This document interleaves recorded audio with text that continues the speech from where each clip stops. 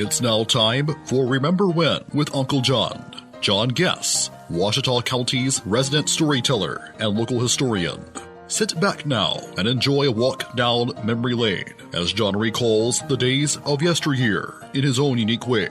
You never know, some of it might even be true. So here's Uncle John, along with his trusty sidekick, Kelly Blair. Back on Remember When with Uncle John. Well, here's one of our favorite days of the week. If it's Wednesday around here, that means it is Wassling Wednesday on the Remember When with Uncle John show. Who you want to talk about today, Johnny? Well, tomorrow, September the 29th, would be the 88th birthday of one of our favorite bad guys. Favorite bad guys? General Skandor Akbar. Sounds like an oxymoron, but General Skandor Akbar definitely fits the bill on that. Born Jim Weber.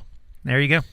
Born Jim Weber, 1934, in Vernon, Texas. And he was a great wrestler. I mean, a really good hand before he was a ever good started wrestler, managing. North American heavyweight champion. One of the in the old tri-state area. In the old tri-state area, one of Bill Watts, Cowboy Bill Watts' favorite protagonist. I think he was a Texas heavyweight champion back in world class, or maybe big time wrestling back in those days. Of course, he was a tag team partner of the great Danny Hodge. There you go. And turned on him, made the heel turn, Well, that'll do it. And became the number one most hated guy in the tri-state area. Don't be messing with Danny boy now. And Danny Hodge was a hoss too, No doubt.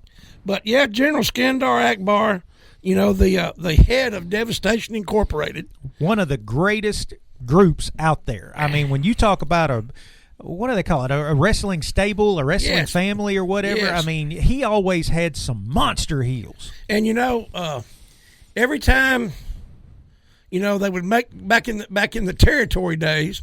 Every time, for instance, the Samoans. He had the Samoans here, Alpha and Sika, and they left here and went to Georgia. Then they went to the WWF, but then they made the circle back and came. Ended up back here. He had Kamala.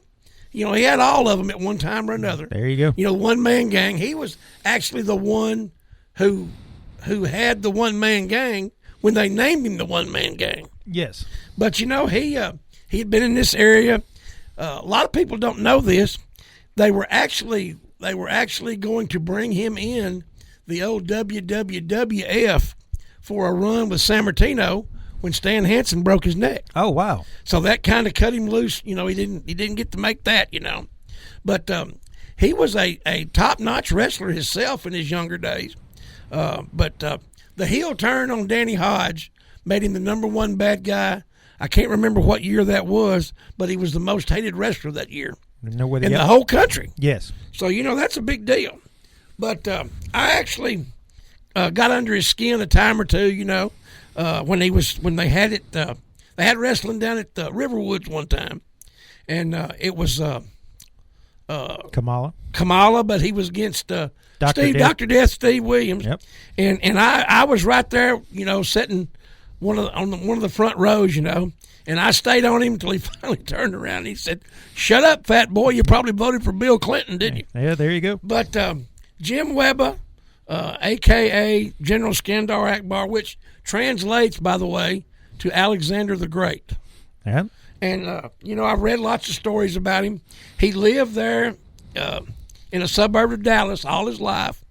After he grown up, he had a nice home with a automatic garage door, and he had always drove Pontiacs. Oh, okay. Always drove. I like him already. Always drove Pontiacs. He had opened the garage door and pull in the garage, and he didn't go out in his yard. You never saw him anywhere. When in the neighborhood.